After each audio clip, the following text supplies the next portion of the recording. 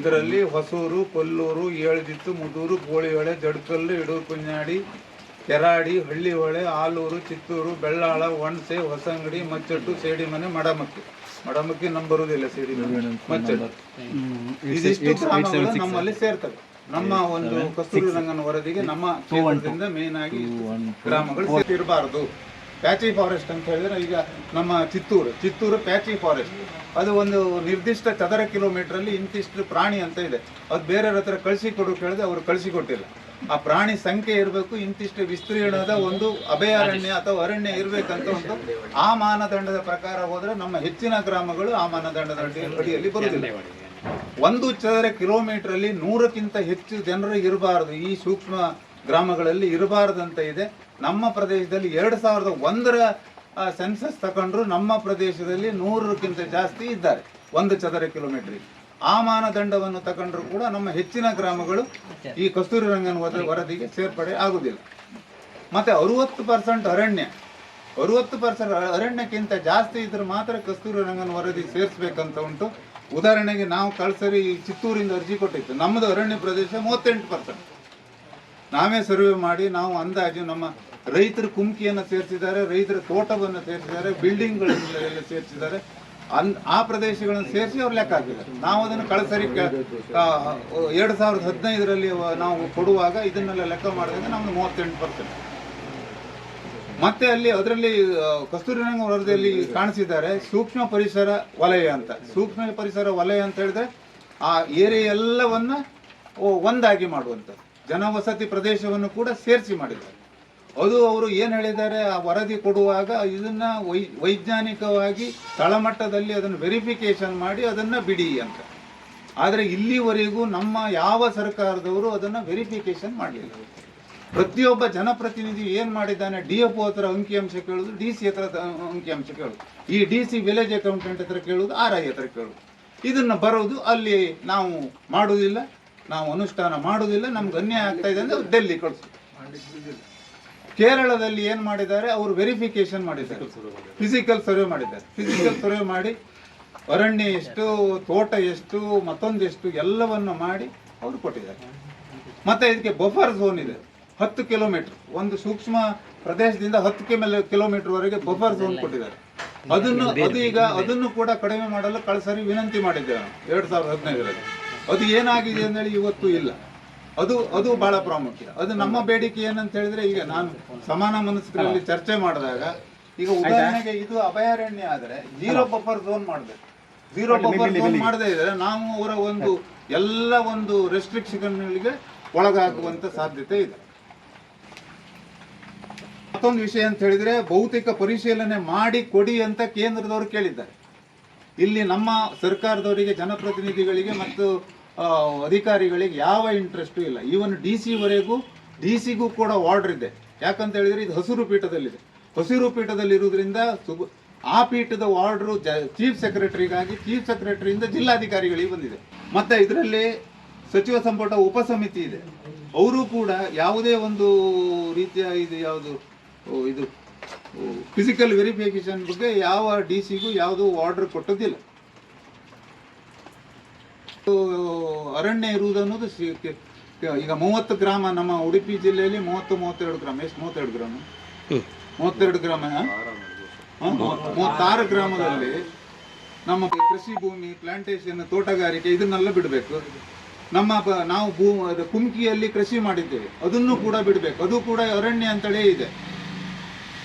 ಎಲ್ಲಿವರೆಗೆ ಅಂದ್ರೆ ನಮ್ಮ ಕೆಲವು ಬಿಲ್ಡಿಂಗ್ಗಳು ಕೂಡ ಹಾಗೆ ಇವರ ಈ ಕಸ್ತೂರಿ ರಂಗನ ವರದಿಯ ಸೂಕ್ಷ್ಮ ಪರಿಸರ ವ್ಯಾಪ್ತಿಯಲ್ಲಿ ಬರುವ ಹಾಗೆ ಮಾಡಿದ್ದಾರೆ. ಮತ್ತೆ ಇದರಲ್ಲಿ ದೊಡ್ಡ ತಲೆಬಿಸಿ ಅಂತ ಹೇಳಿದ್ರೆ, ಇದು ನಮಗೆಲ್ಲ ಈ ಕೀಟನಾಶಕ ಇದೆಲ್ಲ ಬಳಸಲಿಕ್ಕೆ ಏನು ಆಕ್ಷೇಪ ಇಲ್ಲ ಅಂತ ಹೇಳ್ತಾರೆ. ನೋಟಿಫಿಕೇಶನ್ ಏನಿಲ್ಲ, ಮತ್ತೆ ಮನೆ ಕಟ್ಟೋಕೆ ಆಕ್ಷೇಪ ಏನಿಲ್ಲ ಅಂತಾರೆ. ಬಟ್ ಪ್ರತಿ ಒಂದಕ್ಕೂ ನಾವು ಇವರ ಹತ್ರ ಪರ್ಮಿಷನ್ ಕೇಳುವಂತ ವ್ಯವಸ್ಥೆ ಬರುತ್ತೆ, NOC ಹೋಗ್ಬೇಕು. ಆ ಕಾರಣದಿಂದ ಅವರಿಗೆ ಹಣ ಕೊಡುವುದೊಂದು ವ್ಯವಸ್ಥೆ ಆಗುತ್ತೆ. ಈಗ ನಾವು ಇಲ್ಲಿ ಪಂಚಾಯತ್ ಮತ್ತೊಂದು ಕನ್ವರ್ಷನ್ ಜೊತೆಯಲ್ಲಿ ಅರಣ್ಯ ಇಲಾಖೆಯವರಿಗೆ ಮತ್ತಿಷ್ಟು ಕೊಡುವಂತ ವ್ಯವಸ್ಥೆ ಆಗುತ್ತೆ, ಬಿಟ್ಟರೆ ಬೇರೆ ಏನಿಲ್ಲ. ಆದ ಕಾರಣ ಈಗ ನಮ್ಮ ಬೇಡಿಕೆ ಅಂದ್ರೆ ನಾವು ಈಗ ಮುಂದೆ ಬಂದಾಯಿತು, ಇವರು ಇದನ್ನ ಬಿಡುವುದು ಕಷ್ಟ. ಈಗ ಆಗಲೇ ಅದನ್ನ ಅವರು ಅಡಾಪ್ಟ್ ಮಾಡಿ ಆಯ್ತು, ಬಿಡುವುದು ಕಷ್ಟ.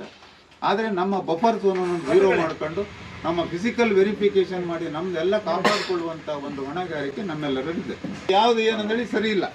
10,000 ಚದರ ಮೀಟರ್ ತನಕ ಬಿಲ್ಡಿಂಗ್ ಮಾಡ್ಲಿಕ್ಕೆ 20,000 ಚದರ ಮೀಟರ್ 20,000 ಚದರ ಮೀಟರ್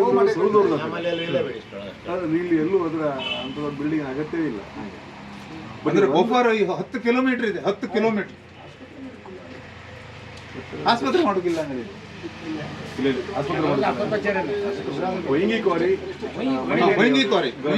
ಕೆಮಿಕಲ್ ಕ್ವಾರಿ, ಇಲೆಗಲ್ ಕ್ವಾರಿ ಇದೆಲ್ಲ ಮಾಡೋಕಿಲ್ಲ. ನೋಟಿಫಿಕೇಶನ್ ಶಾಖೋತ್ಪನ್ನ ವಿದ್ಯುತ್ ಯೋಜನೆ ಮಾಡೋಕಿಲ್ಲ, ವಿಂಡ್ ಎನರ್ಜಿ ಮಾಡೋಕಿಲ್ಲ, ಕೆಂಪು ವರ್ಗದ ಕಾರ್ಖಾನೆ ಮಾಡ್ಲಿಕ್ಕಿಲ್ಲ, ಕಿತ್ತಳೆ ಬಣ್ಣದ ಆಹಾರ ಹಣ್ಣು ಸಂಸ್ಕರಣೆ ಮಾಡಬಹುದು, 20,000 ಚದರ ಮೀಟರ್ ಬಿಲ್ಡಿಂಗ್ ಕಟ್ಟಬಹುದು. ಅದು ಕೂಡ ಅನುಮತಿ ಪಡ್ಕೊಳ್ಬೇಕು. ಅರಿಯಣ್ಣ ಪರಿವರ್ತನೆಗೆ ಪ್ರೋತ್ಸಾಹ ಇದೆ, ಅದನ್ನು ಒಪ್ಪಿದ್ದಾರೆ ನಮ್ಮವರು. 10 ಕಿಲೋಮೀಟರ್ ಬಫರ್ ಇದೆ, ಅದು ನಾವು ಒಪ್ಪಲಿಲ್ಲ. ಒಂದು ಮಾಡಿದ್ರು ಸಾಲ, ಒಂದು ಮಾಡುದು ಜೀರೋನೇ ಮಾಡಿ ಜನರ ಸಹಭಾಗಿತ್ವ ಬೇಕು, ಪರಿಸರ ಅರಣ್ಯ ಅನುಮೋದನೆ ಬೇಕು. ಭವಿಷ್ಯದ ಎಲ್ಲಾ ತೀರ್ಮಾನ ಮಾಡುವುದರ ಬಗ್ಗೆ ಅದನ್ನ ಅವರು ಇದನ್ನು ಇಟ್ಕೊಂಡಿದ್ದಾರೆ. ಗ್ರಾಮ ಸಭೆಯಲ್ಲಿ ಪೂರ್ವಾನುಮೋದನೆ ಪಡ್ಕೋಬೇಕು, ಅದು ನಮ್ಮ ಕೈಯಲ್ಲೇ ಇರ್ತದೆ. ವನ್ಯಜೀವಿ ಕಾರಿಡಾರ್ಗಳ ರಕ್ಷಣೆ ಮಾಡುವಾಗ ಸಮುದಾಯ ಸಮಾಲೋಚನೆ ಮಾಡಬೇಕು, ಅದು ನಾವು ಒಪ್ಕೊಂಡಿದ್ದೇವೆ. ಸಾಂಸ್ಕೃತಿಕ ಭೂ ವೈವಿಧ್ಯತೆಯನ್ನು ಕಾಪಾಡಿಕೊಳ್ಳಬೇಕು, ಅದಕ್ಕೆ ಒಪ್ಪಿದ್ದಾರೆ. ಉನ್ನತ ಸಹಾಯಧನದ ಬಗ್ಗೆ ಸಹಾಯಧನ ಇದೆ, ಅದು ಹೇಗೆ ಏನಂತೇಳಿ ಮತ್ತೆ ಚರ್ಚೆ ಆಗಿ ನಿರ್ಣಯ ತಗೊಳ್ಬೇಕಂತೇಳಿ ಇದೆ. ವಿಚಾರ ವಿನಿಮಯ ಮಾಡ್ಕೊಳ್ಬಹುದು ಅಂತ. ಲ್ಯಾಂಡ್ ಸೇಲಿಗೆ ಅದಕ್ಕೆಲ್ಲ ತೊಂದರೆ ಇಲ್ಲ.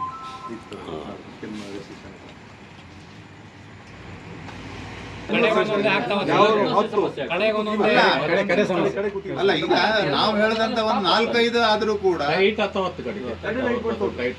ನೀವು ಓದಿಕೊಂಡದಲ್ಲಿ ಎಲ್ಲರೂ ಒಪ್ಪೋಗಿರ್ತದೆ, ಎಲ್ಲ ಒಪ್ಪೋಂಗಿತ್ತು ಹೆಚ್ಚಿನ.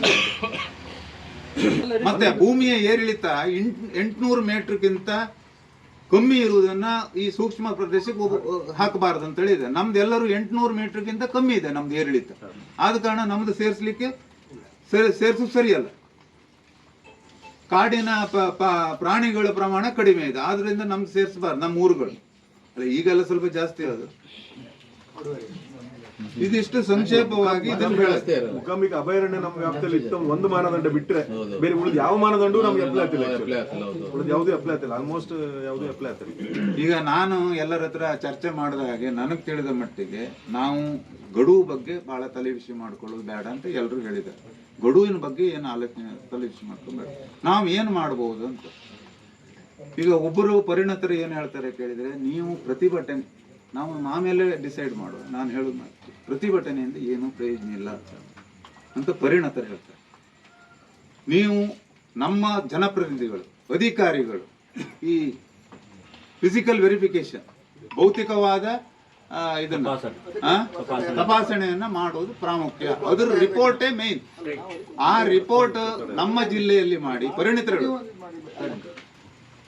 ಹೇಳೋದೇನೆಂದ್ರೆ, ನಮ್ಮ ಜಿಲ್ಲೆಯಲ್ಲಾದರೂ ಬೇರೆ ಜಿಲ್ಲೆಯಲ್ಲಿ ಮಾಡದಿರೋಗ್ಲಿ, ನಮ್ಮ ಜಿಲ್ಲೆಯಲ್ಲಾದರೂ ನಾವು ಫಿಸಿಕಲ್ ವೆರಿಫಿಕೇಶನ್ ಮಾಡಿಸಿ ಎಲ್ಲ ಶಾಸಕರು ಕೂತ್ಕೊಂಡು ಎಲ್ಲ ನಾವು ಸಾರ್ವಜನಿಕರ ಒತ್ತಾಯದಿಂದ DC ಅವರು ನಾವು ಪ್ರತಿಭಟನೆ ಅದಕ್ಕೆ ಮಾಡ್ಬೋದು.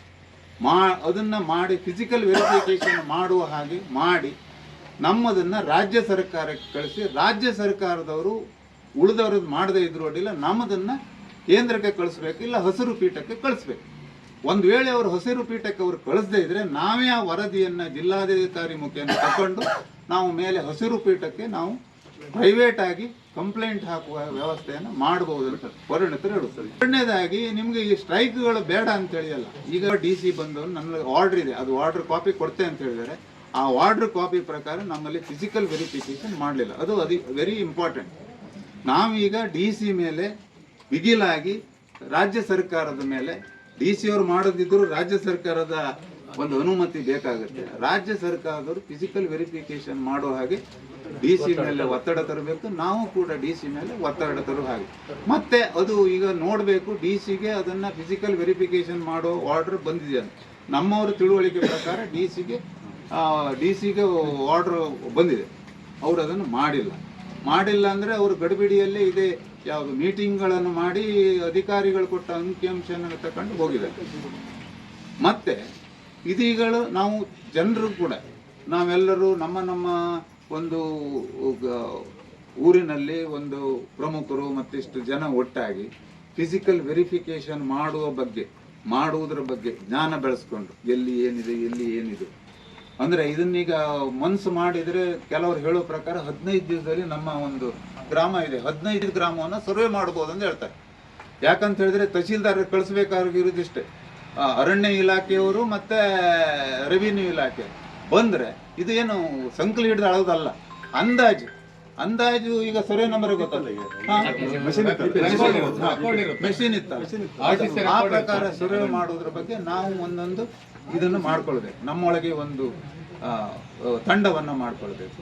ಮತ್ತೆ ಈ ಎಡಮೊಗೆ ಸಿದ್ದಾಪುರ ಅವರದ್ದು ಒಂದು ಮೀಟಿಂಗ್ ಆಗ್ತಾ ಇದೆ, ಅವ್ರು ಏನೋ ಮಾಡ್ತಾರೆ. ಸೊ ನಾವೆಲ್ಲರೂ ಒಬ್ಬೊಬ್ಬರೇ ಆಗಿ ಏನೇನೋ ಮಾಡೋದಕ್ಕಿಂತ ಈ ನೆಕ್ಸ್ಟ್ ಹಂತದಲ್ಲಿ ನಮ್ಮಲ್ಲಿ ಒಂದಿಷ್ಟು ಪ್ರಮುಖರನ್ನು ಒಟ್ಟಾಕೊಂಡು ಮುದೂರು ಇರ್ಬೋದು, ಹೊಸಂಗಡಿ ಇರ್ಬೋದು, ಮಚ್ಚಟ್ಟು ಇರ್ಬೋದು, ಹಳ್ಳಿ ಒಳ ಇರ್ಬೋದು, ಎಲ್ಲ ಒಟ್ಟಾಗಿ ಕೂತು ಆಮೇಲೆ ಏನ್ ಹೇಳ್ತಾರೆ ಕೇಳಿದ್ರೆ ನಾವು ಒಂದು ಪ್ರತಿಭಟನೆ ಮಾಡುವ ಅಂತ ಅವರು ಹೇಳ್ತಾ ಇದ್ದಾರೆ. ಬಟ್ ನಾನು ಅವ್ರು ಹೇಳೋದು ಸರಿ ಅಂತ ನಾನು ಹೇಳೋದಿಲ್ಲ. ಅವರೇನೋ 30ನೇ ತಾರೀಕಿಗೆ ಮಾಡಿ ಬಿಡು ಅಂತ ಹೇಳ್ತಾ ಇದ್ದಾರೆ. ನಾನು ಅವ್ರಿಗೆ ಹೇಳ್ತೆ ಅದು ಅಷ್ಟು ಗಡಿಬಿಡಿ ಮಾಡೋ ಅವಶ್ಯಕತೆ ಇಲ್ಲ. ನಾವೆಲ್ಲ ಒಟ್ಟಾಗಿ ಒಂದು DC ಆಫೀಸಲ್ಲಿ ಮಾಡುವುದಾದ್ರೆ ಮಾಡುವ, ಯಾವ್ದು ಸೂಕ್ತ ತಾರೀಕು ಅಂತೇಳಿ ನಾವೆಲ್ಲ ಒಟ್ಟು ಕೂತ್ ಮಾತಾಡಿ 30ನೇ ತಾರೀಕು ಅಂದ್ರೆ ನಾವು ಗಡಿಬಿಡಿ ಮಾಡ್ಕೊಂಡು ಬೇಡ. ಮತ್ತೆ ನೀತಿ ಸಂಹಿತೆ ಇದೆ, ನಮ್ಗೇನು ಕಷ್ಟ ಆಗುತ್ತೆ ನೋಡ್ಕೊಂಡು ನಾವು ಅದನ್ನು ಪ್ರತಿಭಟನೆ ತಯಾರಾಗ.